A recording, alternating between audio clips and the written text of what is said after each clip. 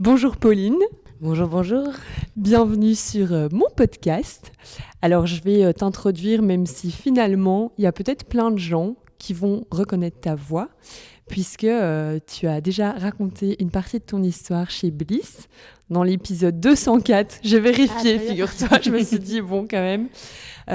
Donc t'avais raconté l'histoire de Frida et aujourd'hui on va faire un épisode un peu spécial puisque tu vas nous dévoiler aussi la suite. Et en fait, comme pour changer un peu la règle du jeu, je vous ai demandé avec Dom de venir partager votre histoire à deux voix. Et alors, pour que les auditeurs vraiment comprennent le contexte, aujourd'hui, Pauline va d'abord déposer son histoire sans que Dom entende. Et à l'inverse, Dom fera la même chose après. Et vous découvrirez en fait ce que vous avez déposé ici au moment de la publication de l'épisode. Oui, C'est OK pour toi? trop hâte. Oui, merci beaucoup. Franchement, très, très hâte et je suis ravie de vivre cette expérience avec lui cette fois-ci et avec toi aussi. Mais c'est trop bien. Je trouve ça important parce que finalement, la parentalité, c'est quand même une histoire à deux voix. Vraiment. Et puis en fait, on a chacun nos vécus, nos réalités. Des fois, c'est entremêlé, des fois, c'est complètement opposé. Mhm. Mais finalement, on raconte la même histoire. Et c'est vrai que pour moi, je trouve que c'est important aussi d'avoir la voix du papa, quoi, dans tout ça. Complètement. Donc, trop bien. Oui. On va quand même commencer pour ceux qui n'ont pas écouté et pas été spécialement fidèles à Bliss, pour que tu te présentes Très comme bien. tu veux. Du coup, je m'appelle Pauline, j'ai 33 ans, je viens de Strasbourg et j'habite Bruxelles depuis 10 ans maintenant. C'est Dom, du coup, mon compagnon, qui m'a emmené à Bruxelles. Lui, il est écossais et on s'est rencontrés en Suisse et il devait venir à Bruxelles pour 2 ans et je l'ai suivi. Et nous voilà depuis 10 ans, donc on est bien installés. Et on a 2 filles, du coup Frida qui a 3 ans et Romy qui a 8 mois. On s'est rencontrés il y a à peu près 11 ans maintenant. Moi, j'habitais à Londres à cette époque et Pauline était en Suisse à Lausanne. Mais je faisais beaucoup d'allers-retours avec Genève pour le travail et il y avait une idée où il y avait quelque chose qui était en train de se mettre en place pour que je déménage à Genève. Et je connaissais personne à Genève et Londres, la vie là-bas, c'est ok, mais je me suis trouvé un peu isolé et tout ça, donc j'avais quand même un peu hâte de se retrouver à Genève. Après, pendant que je faisais les allers-retours à Genève, j'étais un peu sur les réseaux, j'étais sur Tinder à l'époque et j'ai tombé sur Pauline. On s'est parlé pendant 3 mois avant de se rencontrer pour de vrai. Le jour, ils m'ont dit, maintenant, tu vas déménager à Genève pour continuer ton contrat. J'attendais quelques semaines avant de dire à Pauline que je vais m'installer à Genève. En tout cas, c'était pas. Je veux pas dire que c'était flou entre nous, mais c'était pas évident non plus. On parlait comme des amis, mais on s'est jamais appelé, on s'est jamais fait un FaceTime, on s'est jamais. Donc, il y avait pas ce. En tout cas, c'est pas flou comme je disais, mais c'était pas non plus clair que on s'aimait ou qu'il y avait quelque chose là-bas. On s'entendait bien de loin et du coup, au moment que je suis arrivé à Genève, je me suis posé la question est-ce que j'ai envie qu'on se voit? Si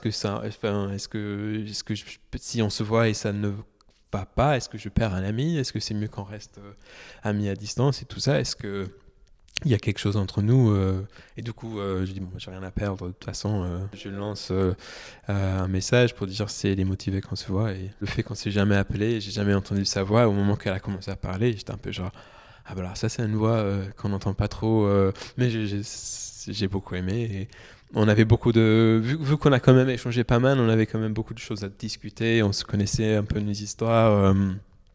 Je savais qu'elle avait une sœur jumelle, moi aussi. Et c'était drôle quand je lui ai dit j'ai une sœur jumelle, je l'ai dit avec un peu de fierté en disant que c'était particulier. Il m'a dit ben moi aussi, comme si c'était le truc le plus commun. Donc c'est vrai que c'était rigolo. J'ai beaucoup d'affection pour elle, c'est ma sœur et du coup, on n'en parle pas souvent, mais c'est comme ces amitiés où tu as des amis où parfois tu n'as pas besoin le contact tous les jours. Tu sais que s'il y a quoi que ce soit, ils sont là et ils peuvent compter sur toi, tu peux compter sur eux.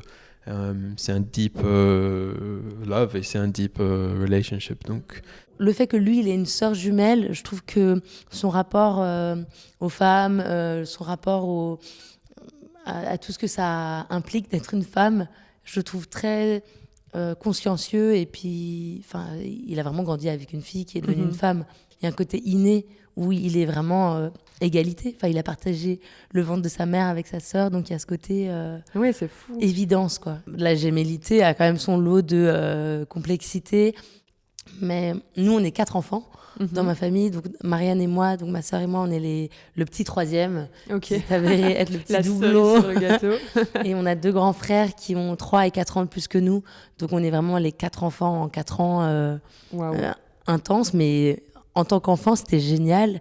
Et donc moi, j'ai un peu grandi avec ce côté, si je veux pas avoir un enfant, j'en veux une tribu, quoi. Je trouvais c'était beau de voir comment Pauline était tellement dans sa famille et tellement bien entourée par soit ses parents ou soit ses frères et sœurs. Donc de voir Pauline et comment elle peut être entourée par des choses trop beaux, et elle peut même maintenant, quand je vois comment ils sont tellement unis dans tout ce qui se passe, parce qu'ils ont quand même eu des années un peu sport avec soit notre fille ou soit avec les autres histoires que je ne vais pas raconter.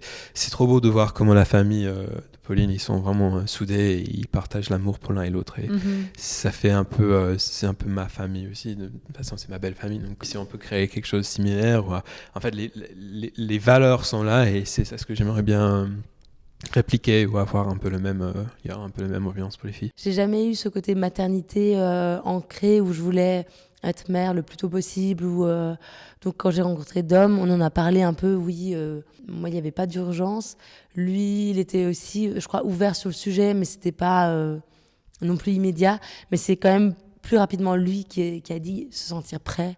Mais c'était vraiment le rencontre avec Pauline et l'équipe qu'on a formée avant les enfants qui m'a donné envie d'être papa. Enfin, c'est pas que je vois à mon âge et j'ai dit j'ai envie de faire une famille, c'était en fait d'être avec quelqu'un comme Pauline qui me donnait envie de faire un enfant. Le côté professionnel pour moi prenait plus de place, et je sentais que ça me remplissait même viscéralement, enfin le côté ventre. C'est bizarre à dire, mais avec mon projet Bouchée Double que j'avais lancé avec ma sœur, il y avait ce côté j'ai envie que ça prenne toute la place. Quand je pensais à ça, je pensais à plutôt être papa avec un enfant qui a 4 ans et qui parle et qui peut faire des choses avec toi. Mais le côté être papa pour un nouveau-né, et se réveiller la nuit et des choses comme ça, et préparer un biberon, non, ça donnait pas trop envie. En tout cas, c'est des images ou c'était pas des choses qui sont venues quand j'ai pensé à être papa. Mais initialement, moi j'étais là... Moi, professionnellement, moi, je suis une business girl. Moi, je veux pas que la maternité m'arrête. Hors de question que ça me définisse. Genre, je me définissais énormément par rapport à ce que je faisais et par rapport à Bouchée Double.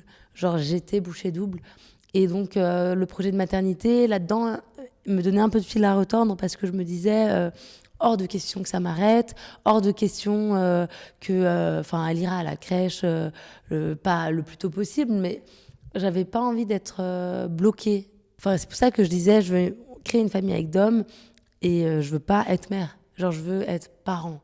Même le côté allaitement, on verra si ça se met bien. Les discussions qu'on a eues, il y avait toujours quelque chose, comme on attend quelque chose, peut-être on veut voyager, peut-être on veut déménager, peut-être on va faire ci, faire ça. Et puis, moi, j'étais vraiment pas pressé. Et puis, mais j'ai dit à Pauline, genre, au moment, pour toi, c'est feu vert. Moi, de toute façon, c'est feu vert. Donc, faut pas me demander, je suis prêt quand tu es prêt. Et c'est un peu les seules discussions qu'on a eues. En tout cas, ça s'est arrêté là-bas. J'ai jamais poussé, j'ai jamais trop dit, c'est maintenant, il faut qu'on décide quoi faire.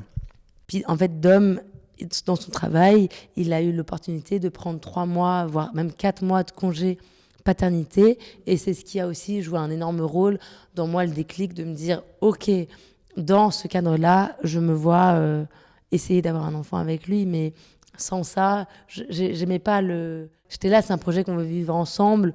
Pourquoi c'est à moi d'être toute seule pendant 2 mois avec notre bébé quand lui, il aura repris le travail? Okay. Il y avait un peu une incohérence dans ma tête à ce niveau-là. Il était en mode quand tu veux.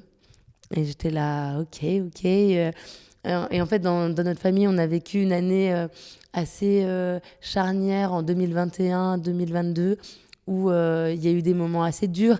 Et en fait, j'ai eu envie d'apporter aussi de la vie là-dedans. Enfin, dans les moments durs, ça nous a fort resserré les coudes. Et je me suis dit, c'est le bon moment. Enfin, j'ai envie de créer un nouvel être dans ce scénario-là. Et on s'est dit, OK, go. j'ai offert mon stérilet à Dom pour son anniversaire.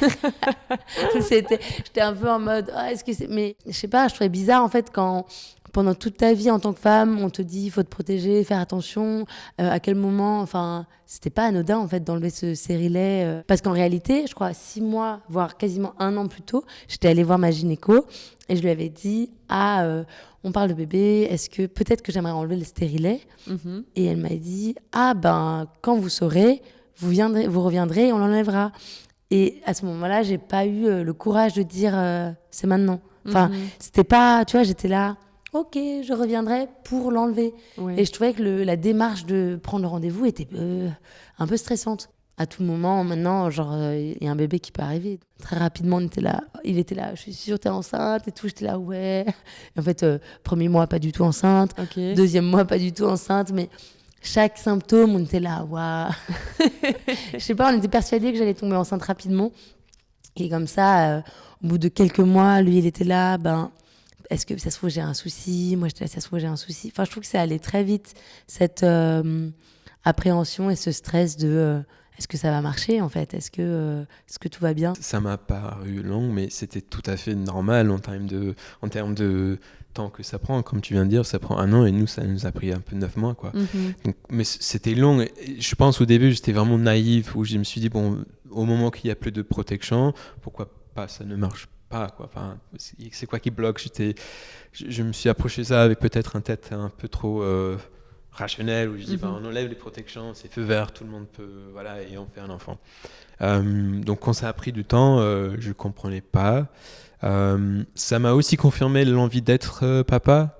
Chaque mois on faisait un test, ou chaque mois Pauline disait qu'elle sent quelque chose, ou elle a un peu des nausées.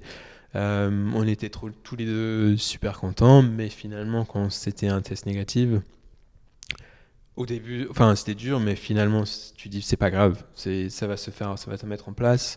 Faut faire confiance, et il faut pas stresser non plus, parce que ça ne doit pas être un stress. Enfin, faire un enfant, je trouve c'est dommage si ça prend le dessus, si c'est cool, et si ça, c'est des discussions qu'on a eues, hein, c'est vraiment notre expérience, mais si on arrive à rester calme et rester vraiment juste peace avec ça. Ça va venir. Ça sert à rien de stresser de ça, quoi. Ouais, tout à fait. Et en tout cas, on était bien dans les normes, dans les moyens de temps que ça prend. Donc, on se stressait pas plus que ça. La gynéco, elle m'avait dit, pendant 1 an, vous faites à votre aise, et puis si dans 1 an, vous tombez pas enceinte, on en parle. Mais avant 1 an, il n'y a pas lieu de s'inquiéter. Je pense que j'ai vraiment attendu le moment, et au moment où on me dit go, moi je le voulais, mon bébé. En fait, il y a vraiment eu ce côté il est où? Et en fait, d'un coup, c'était la période où tout le monde fait des annonces. Enfin, j'ai l'impression que c'est souvent le cas, mais t'as l'impression que j'étais vite dans un espèce de FOMO de est-ce que ça a marché? Est-ce qu'on se lance dans un projet si on achète un truc et qu'il n'y a jamais de bébé? Qu'est-ce que ça implique? Ça a pris 7 mois. Mais au 6e mois, en fait, il y avait Noël, mon frère a annoncé la grossesse de leur 2e enfant. Okay. Et j'ai un peu déchargé à part, mais avant qu'ils annoncent, parce que mon frère m'avait fait un peu une blague en disant tu verras quand tu auras des enfants ou quoi. Et puis j'étais là, et ça se trouve, ça marchera jamais. Et j'étais là, tu vois, un peu comme ces fêtes de Noël où tout le monde, avec toute la bienveillance du monde, mais te dit et c'est pour quand le petit bébé? Et puis t'es là, ça fait 6 mois. Ça marche pas. Pour moi, j'allais annoncer quand j'allais être enceinte. Le process, c'était votre popote, quoi. Oui. Enfin, je trouvais ça trop bizarre d'annoncer à mes parents, oui, on fait l'amour. Enfin, j'étais là, ça c'est hyper privé. J'étais là, attends. Alors que le côté, t'es enceinte, on sortait de cette phase de copulation, tu vois. Franchement, j'étais là. Donc, il y avait ce côté intime et puis très vulnérable aussi de dire... je suis en difficulté. Et en fait, là, pendant 1 mois, j'en ai pleuré. J'ai parlé à toutes mes copines en leur disant « Au fait, on essaie d'avoir un bébé, ça marche pas, c'est horrible. » J'ai envoyé une lettre à une copine qui habite en Suède pour lui raconter en fait tout ça et en lui disant tout ce que je ressentais. Et je sais pas, cette lettre, j'ai l'impression qu'elle m'a beaucoup aidée. Tu vois, de me mettre sur papier. Et en fait, j'avais écrit... ok, maintenant on a décidé que c'est pas grave si je tombais pas enceinte maintenant, que si dans 2 ans on n'avait pas un bébé, je pourrais en faire un problème, quoi. Mais j'avais un peu ce besoin de mettre un truc lointain dans 2 ans. Ouais. Parce que sinon, j'étais trop dans maintenant, il est où maintenant mon bébé ? Ouais, et t'attends et ça paraît interminable, quoi. Et oui, et je trouve que d'écrire et de un peu lâcher les vannes par rapport à tout ça, ça m'a... Je sais pas, et aussi de me réjouir d'autres projets, tu vois. Qu'est-ce que j'ai envie de faire d'autres ? Parce que c'est comme si d'un coup, il y avait que ça. J'ai même eu un peu des soucis de santé parce que a un peu trop poussé le bouchon. Donc c'était d'un coup la culpabilité est venue aussi se mélanger à tout ça en me disant mince, est-ce que je me préserve assez mon corps, ce temple qui est censé accueillir un bébé, est-ce que je le malmène, est-ce que jusqu'où ça va ? Tous les tests qu'on faisait avant, on faisait ensemble. Moi, j'attendais comme un touriste un peu au parterre. Et Pauline faisait les tests et j'attendais les résultats. Mais cette fois-ci, j'étais au lit. C'était un dimanche matin, quelque chose comme ça. Je pense que c'était bien un dimanche parce que le jour avant, c'était sa sœur qui a acheté le test. Et donc c'était dimanche matin, on va dire. Et elle est allée toute seule. Je ne savais pas ce qu'elle faisait. Et puis, elle est revenue en courant. Donc, c'était 1 mois, en fait, 1 mois après qu'on ait décidé de lâcher un peu l'affaire, de se dire, vas-y, on reste calme. Et en fait, ça faisait 7 mois que j'avais déjà fait 3 ou 4 tests, qu'avec Dom, on était là, allez. Et puis, en fait, c'était horrible de le voir déçu. Genre, quand je lui montrais le test, et en mode, non, ça va pas marcher. De devoir gérer et moi, la déception et sa déception, je trouvais trop dur. Donc là, ce mois-ci, j'avais beaucoup d'ateliers. J'étais, encore une fois, un peu à fond niveau travail. Mais je sentais que peut-être c'était différent. Et je savais qu'il y avait un retard. Genre, j'étais là, j'étais à 1 jour de retard. Mais je voulais pas que Dom, il se mette... Enfin, je voulais lui faire le test de mon côté. Et que ça marche pas, lui dire ça va marcher, mais voilà. Sauf que j'avais un atelier tout le samedi, j'avais pas le temps d'aller acheter un test de grossesse, donc j'ai demandé à ma sœur d'aller en acheter, mais elle était avec mon copain ce jour-là, donc elle était là, vas-y, faut que je m'extirpe, donc elle a raconté un mensonge, et puis elle m'a ramené le test de grossesse à la maison qu'elle a caché, et donc le lendemain matin, je me suis réveillée et j'ai fait le test toute seule, et puis il y a les 2 barres qui sont apparues, et donc je suis revenue dans la chambre, Dom, genre c'est positif. Et il était là, de quoi Et je là, je suis enceinte. Et puis, trop content. Et j'étais bien content. Je supportais pas l'odeur du beurre fondu, tu vois, des trucs qui sont normalement trop bien, enfin, ça sent bon. Moi, j'étais là, ça me dégoûte, l'odeur du café, ça me dégoûte. Donc, j'ai quand même pris un peu cher à ce niveau-là parce que un inconfort certain dans mon travail. Et on avait un tournage autour des poissons et tout, donc j'étais là. Et puis, premier trimestre, en fait, professionnellement, j'avais pas envie d'en parler que j'étais enceinte parce que j'avais peur que les clients, ils aient plus envie de travailler avec nous ou qu'ils disent « Ah, va falloir ralentir. Ah, ok, donc va falloir qu'on trouve quelqu'un d'autre pour travailler puisque tu seras pas disponible. » Moi, j'avais pas envie qu'il y ait ce genre de raisonnement. J'avais envie de rester disponible. Et en fait, c'est moi qui gère ma grossesse.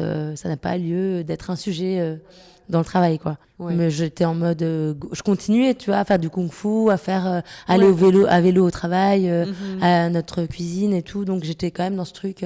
Et j'ai jamais eu des ventres proéminents. C'était un petit ventre où j'étais pas dans contrainte par ce corps. Okay. Donc j'étais aussi, tu vois, physiquement, ok, en fait. Genre, j'ai jamais senti quand j'ovulais, les copines qui me disent, moi, je sens quand j'ovule, je suis là, quoi ? Genre, de quoi tu parles ? Enfin, moi, pendant longtemps, j'étais un peu dans ce mindset de warrior où mon corps, c'était un outil de combat. Ok. Je faisais du kung-fu, donc même, tu vois, le côté martial. Genre, moi, je veux me prouver que je suis capable, tu vois, de porter des trucs lourds, de la performance. Okay, même dans le travail, beaucoup de difficultés à refuser les projets, donc en faire beaucoup. Et oui, en fait, je suis capable de pas dormir beaucoup, de travailler beaucoup, enfin, d'être dans ces extrêmes un petit peu. Donc mon corps, t'étais pas à l'écoute, je pense. Vraiment, t'étais pas à l'écoute. En fait, tu te surpassais tout le temps. Oui. En fait. Oui, Ouais. et puis en fait, quand je suis tombée enceinte après, Ouais. il y avait ce côté, waouh, mais en fait, je suis surhumaine. Donc, j'arrive à faire tout ça. Et en plus, il y a un bébé qui grandit. J'ai trouvé ça incroyable comme transition en fait, tout est possible. Je suis, ouais, je sais pas, inébranlable, le côté vraiment, waouh. Elle a un peu des nausées, donc il y avait quand même des choses visibles.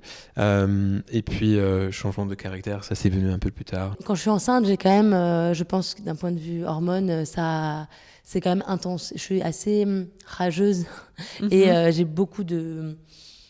Ouais, je suis très vocale, je m'énerve facilement et beaucoup avec mon entourage Ok. d'hommes, il prend assez cher. J'étais bien suivie, tu vois, il y avait le check. J'étais persuadée que j'aurais un garçon. Ok. Et on voulait savoir le sexe. Et quand Ouais. elle a annoncé que c'était une fille, j'étais là, quoi? Pardon. Mais mon corps m'a pas envoyé ces J'étais signaux-là. vraiment, mais qu'est-ce qu'on va faire? On n'a pas le prénom d'une fille, on n'a pas. Enfin, j'avais pas prévu une fille. Je me voyais tellement mère d'une équipe de garçons, quoi. Ah ouais, ah bah comme quoi. Spoiler, Tu deux vois. filles. Mais oui, non, il y a eu un petit peu un décalage à ce niveau-là. Mais t'étais pas déçue pour autant ou un Si, petit quand peu même. Ouais. Si, je me rappelle être comme ça, être en mode. Pardon? Genre En mode, moi, oh une mère non. de fille. Ouais, j'étais là, oh non. Ouais, c'était vraiment rempli de clichés, tu vois. Mais j'étais là, moi, je veux pas une princesse. Moi, je veux des warriors, des petits gaillards, tu vois. Mais du coup, là, j'avais ce projet. J'avais postulé à un projet en Suisse qui était le premier projet qui allait lier Bouche et Double, donc mon projet pro, à la maternité. Donc, c'était un mois où j'allais travailler autour du mois d'or et autour de l'alimentation postpartum. Donc, c'était pour moi la transition parfaite entre je vais annoncer que je suis enceinte, et je vais travailler sur ce projet, mixer mon expertise en cuisine et la maternité, qui est un nouveau sujet pour moi. Donc, c'était parfait. Donc, en gros, on est arrivé en Suisse et j'ai dit à Dom, je vais faire une story ce soir pour annoncer le projet et ma grossesse.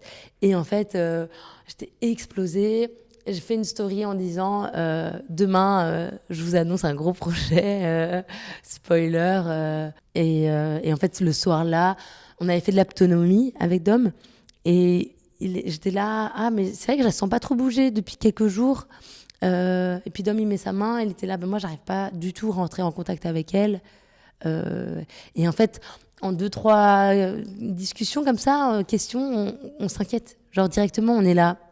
Est-ce qu'on doit s'inquiéter? Enfin, j'étais là, bon, on dort, on verra demain. Et le lendemain, on se réveille et on se dit, bon, on va quand même réessayer un peu l'autonomie. On met les mains sur le ventre et il n'y avait pas de mouvement, il n'y avait pas de sensation. Et on commençait à faire un peu le protocole où on écrit un mot au gynéco, elle dit il faut boire quelque chose ou prendre quelque chose sucré. Normalement, ça active un peu, ça donne un peu d'énergie. Et on va au lac, on était au bord du lac Léman, en Suisse, on va se baigner.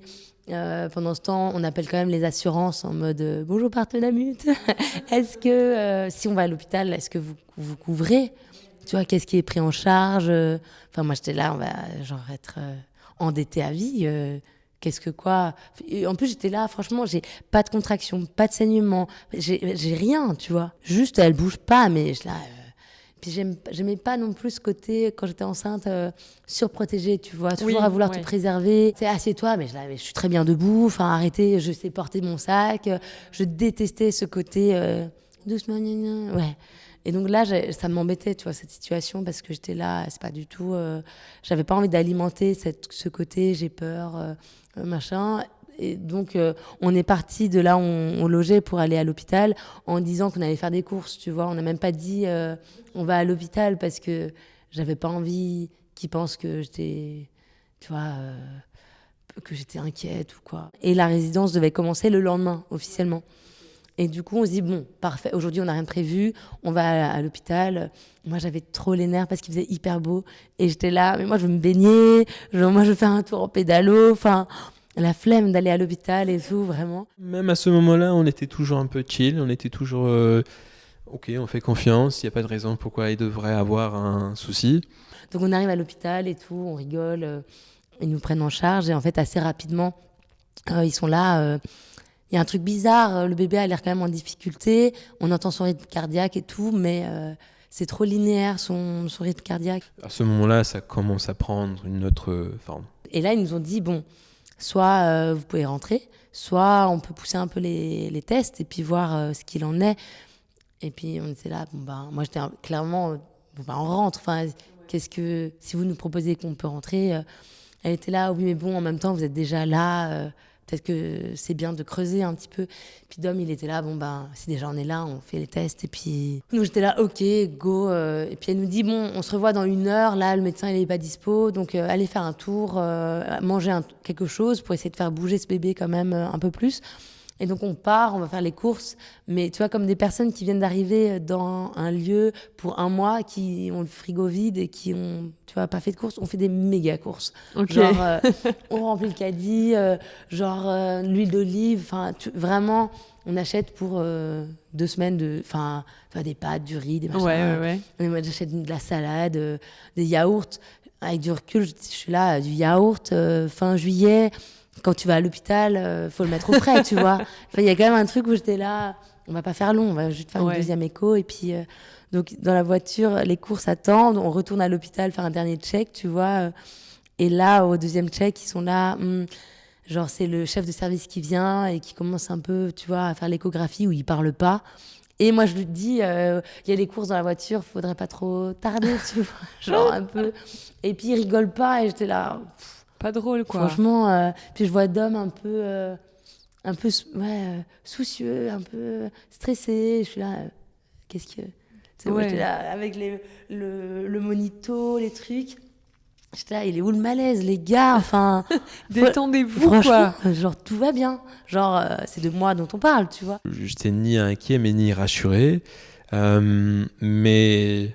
il y avait toujours quelque chose là-bas où je dis, le fait qu'on se trouve dans un hôpital où Pauline elle est en train de faire un monitoring, prépare-toi, Dom. Juste au cas où il y a quelque chose qui se passe, prépare-toi. Mais à ce moment-là, j'attendais jamais que quelques heures plus tard, on va voir notre fille. J'étais plutôt en mode genre, faut rentrer à Bruxelles, ou il faut qu'elle arrête peut-être le residency, la résidence en Suisse, et qu'elle fasse 1 mois au lit. Et je pense que c'est là où c'est compliqué un peu pour moi la transition, c'est que en fait c'était pas de moi dont il était question, mais de mon bébé, et que pour moi on était en fusion totale et qu'en fait elle vivait autre chose que moi et que pour moi c'était impensable. Enfin j'étais là, je sais que tout va bien. Oui. Donc en fait faites votre truc, stressez dans votre coin. Moi je sais. J'étais ni inquiet mais ni rassuré, mais il y avait toujours quelque chose là-bas où je dis, le fait qu'on se trouve dans un hôpital où Pauline elle est en train de faire un monitoring, prépare-toi, Dom. Juste au cas où il y a quelque chose qui se passe, prépare-toi. Mais à ce moment-là, j'attendais jamais que quelques heures plus tard, on va voir notre fille. J'étais plutôt en mode genre, faut rentrer à Bruxelles, ou il faut qu'elle arrête peut-être le residency, la résidence en Suisse, et qu'elle fasse 1 mois au lit. Donc j'attendais pas... vraiment un césarienne d'urgence 6 heures plus tard. Quoi. Donc... tu t'es plus dit, ok, là, il faudra qu'elle lève le pied, il faudra qu'on trouve la solution pour que la fin de grossesse se passe au mieux, quoi. Plus. T'étais plus dans cette idée-là, quoi. En tout cas. Oui. On parlait un peu avant même qu'elle aille en Suisse. On se dit, est-ce que c'est une bonne idée? Ça va quand même être intense. Est-ce que c'est juste mieux qu'on ralentit tout petit peu? Donc oui, c'était des discussions, mais finalement on était là-bas, on était bien accueillis, et puis quand ça a commencé à prendre, enfin quand les gens ont commencé à regarder les résultats, et quand on a fait une échographie, et quand ils ont commencé à s'inquiéter un peu de leur côté, c'est là où tu dis, ok, c'est une autre... C'est une autre tournure, quoi. Oui, c'est une autre ambiance maintenant. Et toi, tu réalises vraiment l'urgence de la situation à quel moment? Parce que je sais qu'il y a l'hélicoptère qui va arriver dans l'histoire. Yeah. Mais est-ce que toi, tu réalises déjà avant ou c'est quand? C'était avant. Elle a fait une échographie. La première échographie, elle a fait parce que les résultats de monitoring n'étaient pas très rassurants pour l'équipe. Donc ils ont fait une échographie pour voir un peu si Frida bougeait et pour nous confirmer un peu qu'elle bouge. La première échographie, l'interne qui le faisait disait que Frida bouge beaucoup, donc c'est génial, on était très rassurés. Mais elle a vu que dans le cerveau que c'était bien éclairé, il y avait quand même beaucoup de vaisseau, tout ce qui se passe dans le cerveau, c'était bien illuminé. Enfin, il y avait beaucoup de visibilité dans l'échographie.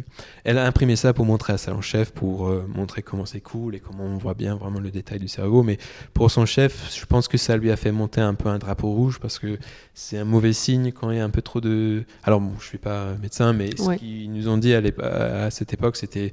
Peut-être ça veut dire que le corps est en train de protéger l'organe le plus important, et ça c'est le cerveau, donc il envoie le sang là-bas. J'en sais rien, en tout cas ça les a un peu inquiétés. Et nous aussi un petit peu, donc c'est pour ça ils ont fait un deuxième, et le deuxième échographie, c'était avec le chef de service, et lui, génial, il était vraiment... Bon, très sympa, mais il n'arrivait pas à cacher le fait que c'était un peu inquiétant. Ouais. Et il y avait un autre médecin qui disait que tout simplement, elle est sortie juste une phrase qui nous a un peu bouleversés. Et ça, c'est il faut qu'il décide si Frida sort ce soir ou... Enfin, de toute façon, elle va sortir ce soir. Quelque chose un peu violent, en mode genre... il faut qu'on décide quand Frida va sortir, un truc comme ça. Et c'est la première fois que quelqu'un mentionne ou quelqu'un dit que Frida va venir. Même à ce moment-là, on s'est dit, bon, enfin, pas de souci, si Pauline doit accoucher Frida, on rentre à Bruxelles, on peut faire ça d'une manière, même on rentre à la maison, là, à la résidence, on remplit le frigo avec les courses, on sort le chien, et puis on revient plus tard pour faire... Et là, ils ont dit, non, c'est urgent, donc il y a un hélicoptère qui vient, et puis... c'est là où tout a changé finalement. Et en fait, c'est allé assez vite. D'un coup, ils ont dit faut qu'on vous transfère dans un autre hôpital qui peut accueillir un bébé de 29 semaines. Et là, tu captes ou pas? Mais non, mais je demande de quel bébé. Enfin, tu sais, limite visuellement, j'imaginais le bébé de quelqu'un. Enfin, ouais, là, mais de mon bébé, accueillir un bébé de 29 semaines, qu'est-ce que quoi? Mais de quoi on parle? Limite, ça m'énervait, tu vois. Mm-hmm. Et donc, et ils ont dit Lausanne, Genève, Berne. Enfin, ils étaient en train de nous faire la géographie de la Suisse en nous disant on est en train d'appeler les maternités ici et là. Et puis d'un coup, ils disent il y a une place à Zurich. L'hélicoptère arrive dans 15 minutes. Waouh. Et là, j'ai vrillé parce que j'ai un de mes grands frères qui est médecin urgentiste et pour lui, l'hélicoptère, c'est l'urgence, tu vois. Ouais. Donc, quand il nous envoie, qu'il fait des sorties en hélicoptère, c'est qu'il y a des trucs graves. Et d'un coup, c'était moi dans l'hélicoptère. Et j'étais là, mais c'est grave. Enfin, tu vois, à quel moment... Donc la panique complète. J'avais pas dit vraiment ni à ma sœur, ni à ma mère, j'avais commencé un peu à dire. Mais d'un coup, je leur ai dit, j'appelle ma mère, mais j'arrive même pas à parler, tu vois, en mode hélicoptère. Elle était là, à quoi? Enfin, Pauline, calme-toi. Et qu'est-ce qui se passe, tu vois? J'étais là, il y a l'hélicoptère qui arrive, on est transféré à Zurich, en salle de naissance, tu vois. J'étais là, mais quoi? Elle était là, respire, tout va bien, c'est super, vous êtes au bon endroit, avec les gens. Elle a vraiment su, mais tellement trouver les mots.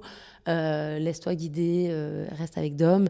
Et Joël, elle arrive, enfin, tu vois, il fallait un peu gérer tout en même temps. Et puis, d'un coup, il y a les sauveteurs de haute montagne, vraiment, tu vois, en Suisse, qui arrivent de la Rega, de l'hélicoptère, qui font autant le sauvetage de haute montagne que... transférer une bonne femme enceinte dans un autre hôpital. Et ils arrivent et ils nous disent on peut que prendre madame. Genre, monsieur, débrouillez-vous pour aller jusqu'à Zurich. Mais t'as combien de temps en plus entre les deux en bagnole? À 5 heures de route. Ouais, laisse tomber. Et ils disent mais dépêchez-vous, pas que vous arriviez trop tard. Et on était là, mais trop tard.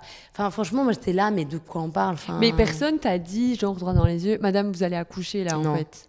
Non, le médecin, il nous a dit, je me rappelle, il était sur ce tabouret à roulettes, il se met comme ça en arrière, tchac, et il fait bon, là je vais devoir prendre une décision, on va vous envoyer dans un autre hôpital où il y a un service de néonat qui peut accueillir un bébé de 29 semaines. Peut-être que demain ils vont vous renvoyer chez vous et que vous allez vous dire mais quel connard ce médecin qui nous a stressé de vous, fiers et tout. Et il était là, c'est ce que je vous souhaite. Et c'est possible. Mais là, il y a trop d'éléments flous et on ne peut pas prendre le risque de vous garder ici. Donc, in case, au cas où, on vous envoie là-bas. Au cas où. Donc, on était vraiment en boucle. Tout le monde nous disait, au cas où, là-bas, vous allez peut-être rester en observation. Là-bas, peut-être que... Donc, je me suis dit, OK, tu vois, OK, on va être en observation. C'est au cas où. Au cas où, il se passe un truc. Mais il ne se passe rien, là. Donc OK. tu peux rien faire en fait dans cette situation. Tu fais confiance à l'équipe médicaux, tu fais confiance à Pauline, tu peux rien faire. Tu peux pas dire bah non en fait, Ouais, on tout à fait. on reste ici, on rentre chez nous. Faut que tu suives. Donc ça facilite un peu plein de choses. À l'époque, ça a beaucoup facilité un peu plein de choses parce que tu n'as pas vraiment d'autres choses à faire. Tu as vraiment le chemin devant toi et ça c'est de accompagner Pauline pour qu'elle accouche d'une manière je ne vais pas dire comme elle espérait, mais d'une manière safe et d'une manière sécurisée et tout ça. C'était le seul truc qui... je paniquais, mais je ne voulais pas que Pauline voie que je paniquais. Donc devant elle et avec les équipes, j'essaye de montrer un peu, j'essaye de rester calme. Je n'avais pas le temps de penser à l'avenir. Mon cerveau, il voulait quand même projeter, mais ça veut dire quoi d'avoir une fille maintenant, une fille tellement prématurée, ça veut dire quoi? Je n'avais pas le temps ni envie. Ma priorité, c'était Pauline. Ma priorité, c'était de sortir Frida et qu'elle aille bien, quoi. Donc, oui, ça m'a... C'était pas un peu genre autopilote, mais je suis devenu très calme. Ouais. Et quand Pauline ne regardait pas, j'étais un peu genre, oh my god. Dom, à ce moment-là, n'avait pas son permis. Et en fait, lui, il avait comme projet de passer son permis pendant la grossesse pour m'emmener le jour de l'accouchement. C'était vraiment son goal. Enfin, lui, il a grandi en ville, moi à la campagne. Donc, moi, j'avais mon permis depuis tu vois, mes 18 ans. Et lui, il n'avait jamais passé son permis. Et puis, enfin, voilà, jusque-là. Mais le permis est devenu d'un coup un gros sujet dans notre histoire de parentalité. Mais parce que d'un coup, ils lui ont dit, monsieur, vous ne pouvez pas venir avec. Et lui, il était là, mais j'ai pas mon permis. Puis sur Uber, c'était genre une course à 1300 balles. Enfin, genre, c'était un truc incroyable, tu vois. Et on les a suppliés d'emmener Dom avec. Et ils ont accepté. Tu vois, même dans l'hélico, j'avais rien. J'étais couchée sur un brancard, mais j'avais pas de perfusion. J'avais pas... je suis même pas sûre que j'avais le monito dans l'hélicoptère. Parce qu'en réalité, ils auraient rien pu faire, tu vois. Tu vois, il y avait un médecin, Dom... et donc, on avait le micro comme ça. Moi, j'étais dans l'arrière de l'hélico. C'est quand même improbable. Je voyais par la fenêtre comme ça. On avait un micro mousse et puis on pouvait parler entre nous. Mais là, c'était... je comprenais pas, tu vois. Genre, j'avais vraiment l'impression qu'on me prenait et que... Tu sais, mais qu'est-ce que je suis en train de vivre? Genre, je comprends pas. Et j'arrivais pas à connecter les neurones. Genre, c'était improbable. On arrive, il fait nuit, genre on avait 52 minutes d'hélicoptère, je sais, parce qu'on a eu après la facture de minutes d'hélico et tout, c'était 16 000 €. On arrive, il fait nuit là-bas, et on arrive dans l'espèce de, tu vois, sous-sol, on arrive sur le toit, et puis après ascenseur, sous-sol d'hôpital, on est trimballé, je sais pas... Non, mais c'était interminable. Et puis, j'ai ce souvenir d'un hôpital en travaux. Donc, il y avait des câbles au plafond. Tu vois, moi, je suis couchée sur un brancard. Donc, tu vois tout ce qu'il y a au plafond. Et puis, j'étais là, mais tu vois, on est où? Qu'est-ce qui se passe? Puis, tout le monde qui parle suisse-allemand.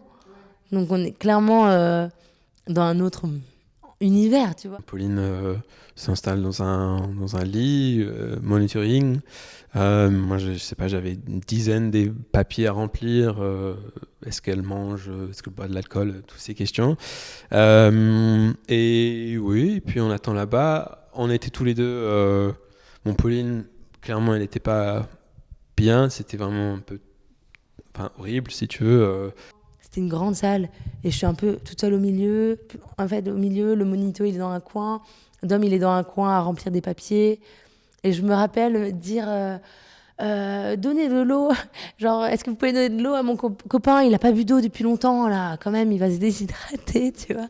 Et d'être un peu dans ce côté prenez soin de lui. Parce que moi, ils m'ont mis de l'eau, tu vois, en perfusion et tout. Et j'étais. Et en fait, j'arrive et ils me disent on va vous préparer. We get you ready in case we need to do a C-section, tu vois. On vous prépare au cas où on doit faire une césarienne. Et j'étais là, c'est pas du tout... Enfin, moi, j'ai fait 0 cours de préparation à l'accouchement. De quoi on parle. Enfin, j'étais un peu en mode, ok, faites votre truc. Moi, je sais que tout va bien, donc au cas où. Mais j'avoue, quand elle m'a mis la sonde urinaire, j'étais là, c'est quand même intrusif, tu vois, c'est pas anodin. Me mettre les slips en filet, me mettre... Au bout d'un moment, elle m'a mis un bandeau comme ça sur les seins et elle m'a mis un tétra, tu vois, en coton, en gaze de coton entre les seins. Et j'ai dit, c'est quoi? Et elle me dit, c'est pour que ça prenne votre odeur au cas où le bébé, comme ça on pourra donner au bébé. Puis j'étais là, mais mon bébé a mon odeur, enfin... Genre, il est là, quoi. Genre, ouais. Et en fait, il y avait ce truc de... Tout le monde s'affairait, ça courait dans tous les sens. On me posait des questions, et puis j'étais là, ok. Et puis, d'un coup, il y a une anesthésiste qui vient, qui commence à nous faire des dessins de, voilà, un accouchement par voie basse, c'est comme ça, un accouchement par césarienne, un accouchement... Puis j'étais un peu en mode... un peu sur le coin d'une table, à gribouiller des trucs. Pourquoi Moi, j'étais là, mais pourquoi on nous fait un cours sur l'accouchement ? Enfin, on est en juillet, mon bébé doit naître en octobre. Ouais. Genre, la pièce, elle tombe pas, parce qu'en fait, tu te dis toujours au cas où, quoi. Oui, je me dis, elle va bouger, ouais. et ils vont se calmer, là, genre, c'est bon, tu vois. Et en fait, elle nous explique, et quand elle nous explique, il y a un médecin qui arrive en courant, comme ça, en disant We don't have time, we need to go now. Et genre, elle débloque, tu vois, les freins du lit, clac, clac. Et elle prend le lit, et elle dit à Dom, monsieur, go there, nous, on va là-bas. Et je dis à Dom, ok, quoi ? Et là, on sort dans le couloir et puis on avance pas très loin, mais bam, on arrive en salle d'opération. Enfin, d'un coup, j'arrive dans une salle, tout le monde est habillé en vert, en papier, tu vois. Et j'étais là, on est dans l'urgence, on est dans Grey's Anatomy. Enfin, ça se passe comme... Enfin, je sais pas du tout ces codes. Et j'étais là, c'est quoi ? Qu'est-ce qui se passe ? Et Dom, on l'envoie dans une salle pour qu'il s'habille en vert aussi, tu vois, en papier. Et moi, il y a une infirmière qui vient, qui me dit « Prenez-moi, venez rester proche de moi ». Et je comprends pas pourquoi je suis si proche d'elle. Je me rappelle voir, tu vois, son mascara et me dire « Mais je suis quand même super proche d'elle ». Enfin, je la connais pas, pourquoi ? Puis en fait, elle me tient droite comme ça et elle me parle, me dit « Ça ira, nanana ». Et puis d'un coup, je crie, genre j'ai mal au bas du dos, je crie et je dis mais c'est quoi ? Et je dis mais vous faites quoi ? Je suis là mais vous me faites une péridurale ? Et j'étais là mais je suis en train d'accoucher, mais qu'est-ce qui se passe ? Enfin, j'étais vraiment dans une espèce de mais j'ai mal au bas du dos. C'est comme si mon cerveau il faisait j'ai mal au bas du dos, je suis enceinte, c'est la péridurale, mais quoi ? Enfin, j'accouche. Ouais, tu te poses 1000 questions. Et elle était là, oui, c'est pour ça que je vous tiens droite. Genre, c'est parce que pour mettre la péridurale. Puis j'étais là, mais moi, enfin, on m'a même pas demandé, tu vois, si je la voulais. Enfin, il y avait ce côté. Tu croyais là que t'allais accoucher, genre naturellement ? Oui, alors, à ce stade de la grossesse, je commençais à envisager un accouchement physio. J'étais un peu dans cette vibe-là, tu vois. Ouais. Mais là, j'avais même pas eu le temps de l'envisager, tu vois. Oui, bah ouais, c'est ça. Et donc là, je comprends, péridurale. Et j'étais là, je crois que je pleurais même pas, tu vois. J'étais juste en état de choc, mais je comprends pas. Je crois que j'étais en boucle, je comprends pas. Ils parlaient, tu vois, en suisse-allemand entre eux. D'un coup, ils switchaient en anglais. Donc, je pense qu'ils m'ont dit, tu vois, on va vous faire une péridurale, mais tu vois, epidural ou je sais pas, il suffit que tu comprennes pas. Moi, j'avais pas envie de comprendre, de toute façon. Ouais, c'est ça. Moi, fait, à un moment, t'es dans le déni, oui. dans le déni, quoi. Mais même à ce moment-là, j'étais là, moi, je veux pas. Enfin... Je comprenais pas et je voulais pas comprendre. Et j'étais un peu... Je me rappelle ce truc un peu de suffocation, tu vois, de... c'est un peu gros. Enfin, j'arrive pas à comprendre ce qui se passe. Ouais. C'est dur à process. Et là, ils disent à Dom... je vois Dom arriver en vert, comme ça. Et genre, on se dit, OK, ça va. Et là, ils disent à Dom... en fait, la péridurale ne marche pas. On va lui mettre une anesthésie générale. Vous pouvez pas rester. Et j'étais à quoi ? Mais de quoi ? Et là, ils me disent, vous inquiétez pas, on va vous mettre un masque. Et quand vous vous réveillerez, vous aurez votre bébé, tout ira bien, tu vois. Puis j'étais là, quoi ? Et du coup, là, ils me couchent, tu vois. Mais c'est trop bizarre comme situation parce que vraiment, mon corps n'était plus le mien, tu vois. On prenait mon bras, on le désarticulé, quoi. Complètement. Wow, okay. Genre, et puis, je résiste pas, tu vois. Genre, je suis dans un truc de, OK... Enfin, je subis complètement le truc, mais on me couche, on me met le truc, et là, il y a Dom qui arrive, et en fait, il le tire, tu vois, en mode, vous devez sortir, vous pouvez pas rester. Et là, moi, ils me disent, say goodbye to your husband, et je suis là, mais on n'est pas mariés. It's not my husband. Tu vois, et l'infirmière, elle était là, mais dites-lui enfin. Et j'étais là, OK, bye bye. Et on avait fait un peu de plongée quelques années plus tôt, du coup, on fait, tu vois, le check de plongée en mode, tout va bien. Mais ça me fait rire aussi de se dire... tout va bien, mais rien ne va. Et Dom, il est extirpé comme ça, je le vois partir derrière le truc, on me met ce masque, et à ce moment-là, je ressens quand même un espèce de soulagement, genre de respirer là-dedans et de me dire, OK, là, faut que ça s'arrête, ça va s'arrêter. Je respire méga profondément, tu vois, je respire avec tout mon poumon, tout mon ventre, en mode, ok, et là, je pars, Ouais. genre très vite, tu vois. Je respire 2 fois et je me sens partir. Et ils m'ont dit, si vous voulez venir, ramène le portable, prends des photos, votre fille est là. Du coup, Ok. j'ai rentré dans la pièce intermédiaire et elle était là-bas. On avait décidé Frida depuis un moment, mais on n'a jamais eu la discussion, est-ce que c'est sûr que c'est Frida, je pense. Pour Pauline, peut-être oui, mais pour moi, en tout cas, j'adorais le prénom et je l'adore encore mieux maintenant. Mais peut-être j'ai loupé la discussion, mais il n'y avait pas de moment où on signe ensemble. Ok. Dit que ça. Mais pour moi, Frida, oui. En tout cas, quand ils ont dit c'est quoi le prénom, on a dit Frida et on était très contents. Et quand je me réveille, j'ai les yeux fermés, j'arrive pas à les ouvrir. Et je suis high. Genre, je me réveille, je suis clairement sous morphine, tu vois, Ok. plus. Et donc, je suis en mode rieuse. Ok. Genre, je dis à Dom, hey mon amour et tout. Mais je l'appelle, on se dit pas trop, my love et tout. Et là, ça va, Pauline? Qu'est-ce qu'ils ont fait? Et j'étais, ouais, genre mon rock et tout, my love. Oh, what's going on et tout. Et oh, you did so well. Enfin, j'étais une espèce de bisounours, tu vois. Wow, it's beautiful. Et Dom, il me dit, ça va, Pauline, notre fille est là. Elle va bien. Je sais pas s'il me dit qu'elle va bien, mais je l'ai vue. Et moi, j'étais là, oh, we have a daughter. C'est genre, ah, mais c'est super, ok, on a une fille, mais ça va. Et toi, est-ce que tu as bu de l'eau? J'étais un peu en repeat, tu vois. Tu as bu de l'eau. Et mais ça, je pense que j'ai très peu de souvenirs. Lui, il m'a raconté après coup, mais moi, tu vois, j'étais ailleurs. Après, j'ouvrais un peu les yeux. Ça s'affairait un peu autour de moi. Je me rappelle un peu d'être inconfortable, mais pour moi, j'étais encore enceinte. Ouais, t'avais Genre, pas encore réalisé, quoi. Elle était dans mon ventre et tout. Et ils me disent quoi? Elles me disent, vous voulez allaiter? Mais j'étais là, allaiter qui? Tu vois, c'est quoi? Enfin, à ce moment-là, Frida n'était pas là, tu vois. Ouais. Et je suis là, ils disent, ah, c'est hyper important, le colostrum. Si vous voulez qu'on essaye, mais c'est possible que c'est fort probable qu'il n'y ait rien parce que pendant 3 jours, le corps est en état de choc. Donc, faut pomper, il faut stimuler pour avoir une montée de lait et tout. Et je dis à Dom, tu veux, toi, enfin, fais l'allaitement. J'ai l'impression d'être dans un restaurant avec des menus à choix, tu vois. On prend le topping guacamole ou pas, tu vois. Et là, je vais bon, on fait l'allaitement. Elle nous dit vraiment, c'est important, c'est le seul truc. Donc, on dit, ok. Je dis, ok, vas-y, on tente. Et elle me dit, c'est possible qu'il n'y ait pas de... Ouais, there is a high possibility that there won't be milk.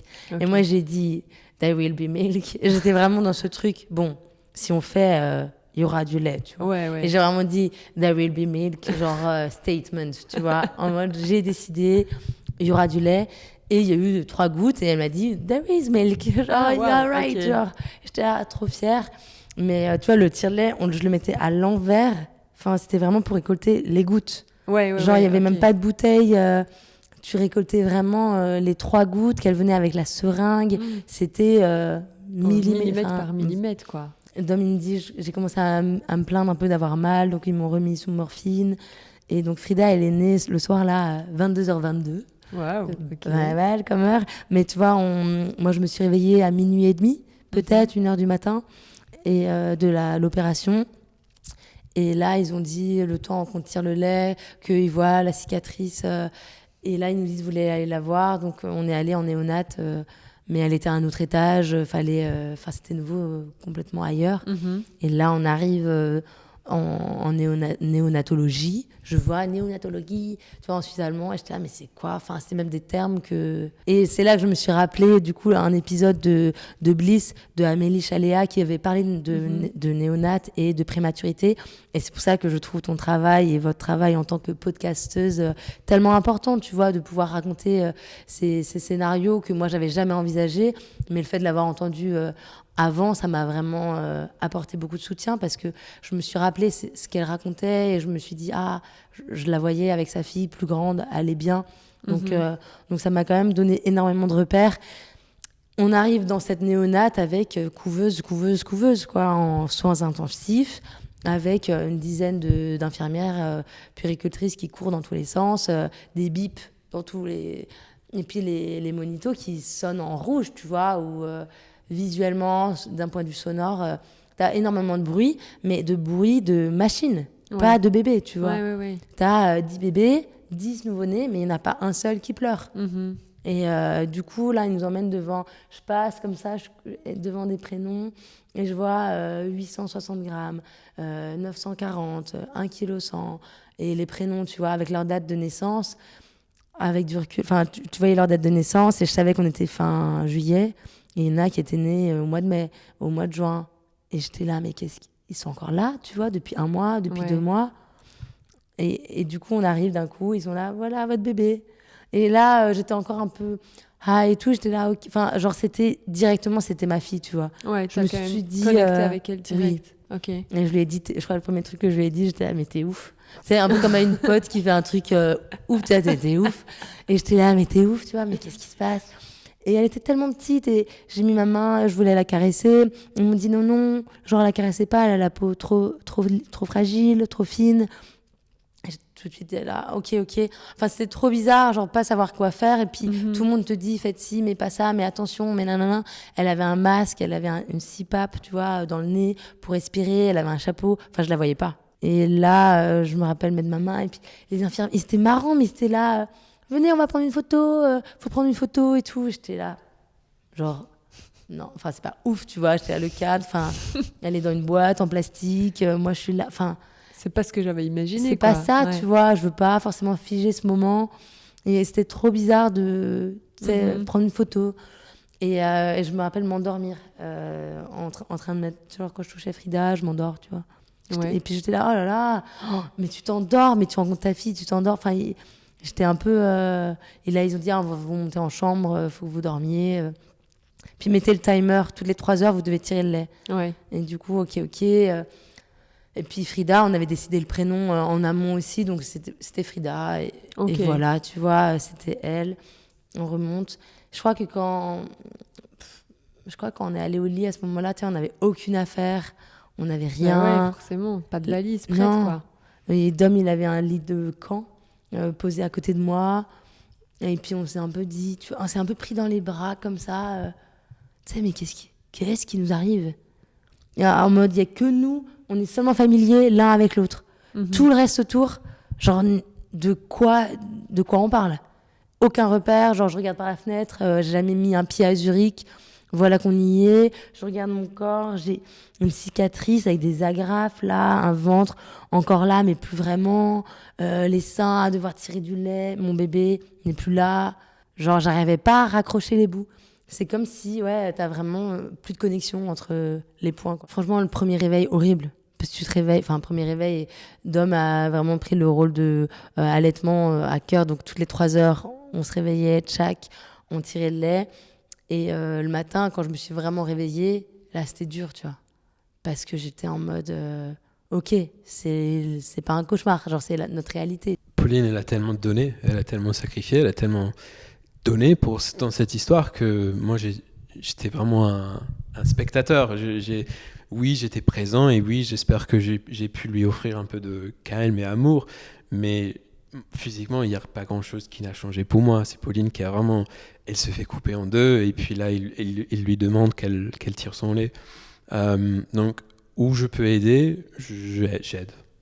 Et si ça veut dire mettre le réveil, préparer la machine, mettre les étiquettes, mettre le lait au frigo, c'est rien par rapport à ce que Pauline a fait. Ça m'a pris pas mal de temps pour récupérer, pour guérir, mais c'était brutal, mais c'était aussi beau. Il y avait plein de beauté, il y avait plein d'amour dans cette histoire et j'ai essayé de vraiment, pendant cette période, j'ai essayé de focus sur ça. Nos sœurs respectives sont venues, ils sont venus très vite. Puis la mère de Pauline est venue.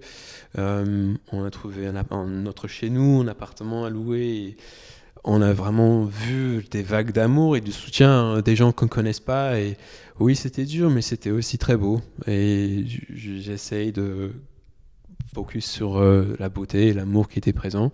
Mais parfois, les moments durs sont juste trop durs et tu pleures, quoi. T'as rien à faire sauf pleurer. Et du coup, tu n'as pas envie de pleurer devant Pauline parce que c'est pas... Enfin, tu veux qu'elle soit protégée un peu. Mes pensées, c'était un peu... Bon, je n'arrivais pas à penser clairement à cette époque-là, mais oui, c'était dur. Il y avait des moments où c'était pas possible, il fallait qu'on s'exprime, mais j'ai pleuré tellement de fois, il y a des nombres de fois.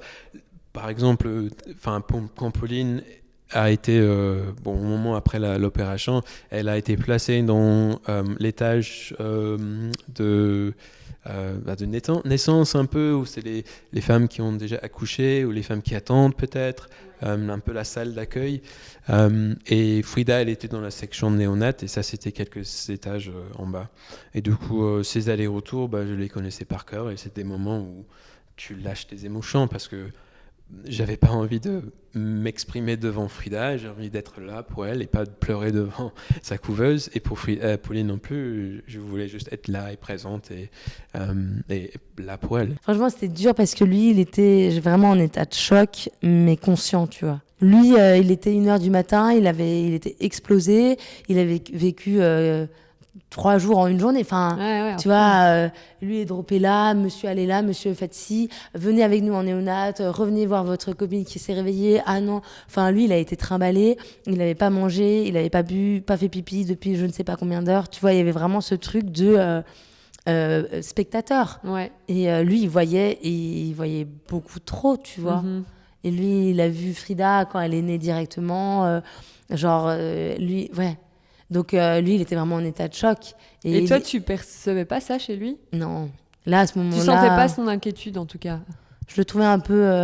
un ton blafard. J'étais là, t'as pas très bonne mine. Chérie, tu es un peu pâle. Mais tu vois, il y avait un peu ce truc, on est fatigué. Mhm. Mais à ce moment-là, il y avait ce truc de qu'est-ce qui nous arrive, quoi. Mhm.